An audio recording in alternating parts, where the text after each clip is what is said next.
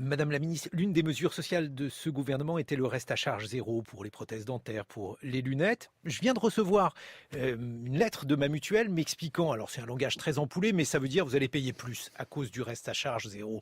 Est-ce que finalement je vais payer à ma mutuelle la mesure de gratuité qui a été faite par le gouvernement? Si c'est le cas de tous les Français, ça va être un jeu à somme nulle. Alors, je vais être très franche, j'appelle ça un sabotage politique et je vais le dire aux mutuelles parce que, nous avons négocié pendant 6 mois, nous avions trouvé un accord. La somme ou en tous les cas l'investissement qui leur était demandé pour mettre en œuvre cette réforme est modeste par rapport à leurs frais de gestion, à leur chiffre d'affaires et cetera.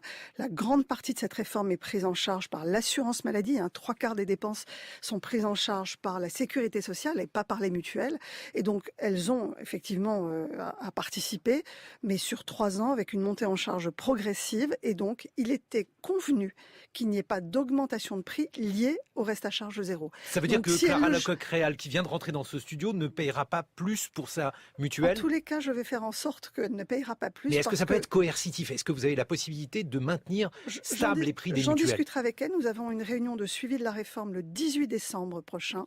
Et donc, il est hors de question aujourd'hui que les mutuelles profitent d'une réforme à laquelle ils ont participé, qui a été négociée et qui a été signée entre tous les partenaires pour augmenter leurs prix. Je ne le tolérerai pas. Merci, Madame la Ministre.